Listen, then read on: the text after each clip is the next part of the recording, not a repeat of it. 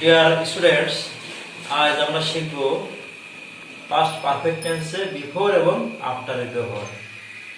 তোমরা এই বিফোর এবং আফটার নিয়ে অনেক সমস্যায় পড়ে যাও এবং এটা ফিল ইন দ্য গ্যাপস করতে গেলে অনেক ঝামেলায় পড়ো। আজকে আমরা দেখবো এটা সমাধান কিভাবে করা যায়। ব্ল্যাকবোর্ডের দিকে দাঁড়াই, হোয়াইট বোর্ড। বিফোর মানে পূর্বে বা আগে। বিফোর মানে কি? পূর্বে বা আগে। আর আফটার মানে পরে। এখন দেখো আমরা কি শিখতেছি? কোন টেন্স? Past perfect tense. ঠিক আছে, এই বিষয়টা খেয়াল রাখতে হবে। আমরা শিখছি পাস্ট পারফেক্ট টেন্স। বিফোর মানে আগে, তো বিফোরের আগে আমরা পাস্ট পারফেক্ট টেন্স ব্যবহার করব।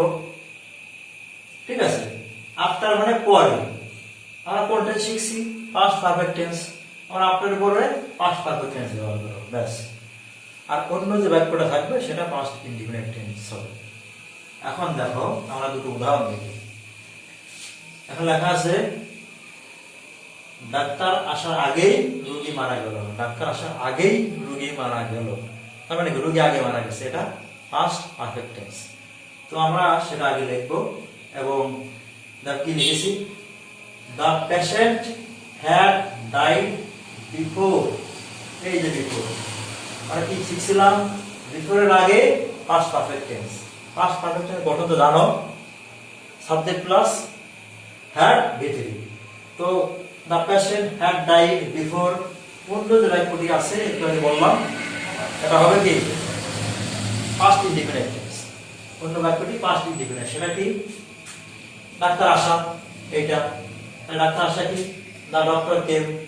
এর পুরো বাক্যটা কি হলো? The patient had died before the doctor came. ঠিক আছে, এবার 2 নম্বর উদাহরণ দেখো। ডাক্তার আসার পর রোগী মারা গেল। ডাক্তার আসার পর তারপর রোগী মারা গেছে, তার মানে কি? কোনটা আগে ঘটেছে? ডাক্তার এসেছে আগে, এটা আছে কি? Past perfect. এটা পাস্ট পারফেক্ট, এটা কি? Past indefinite. ডাক্তার আসার পর রোগী মারা গেল। কিন্তু একটা বিষয় খেয়াল রাখতে হবে, যে বিষয়টা বাংলা বাক্য শেষে থাকে, বাংলা বাক্যের যেটা শেষে থাকে ওইটা ইংরেজি করার সময় প্রথমে লিখতে হবে।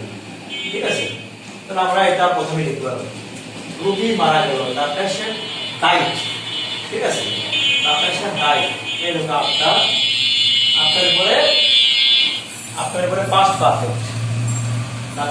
The doctor had come. ঠিক আছে, তাহলে আফটারের পরে পাস্ট পারফেক্ট, বাকি বাক্যটা পাস্ট ইনডিফিনিট। ঠিক আছে, তো এখানে একটা বিষয়, একটা সূত্র মনে রাখতে সুবিধা হয়, সেটা হলো বিফোরের আগের বাক্য এবং আফটারের পরের বাক্য পাস্ট পারফেক্ট টেন্স হয়। বিফোরের আগের বাক্য এবং আফটারের পরের বাক্য পাস্ট পারফেক্ট টেন্স হয়। অন্য বাক্যটি পাস্ট ইনডিফিনিট টেন্স। এটা মনে রাখলে সমাধান করা খুব সহজেই সম্ভব।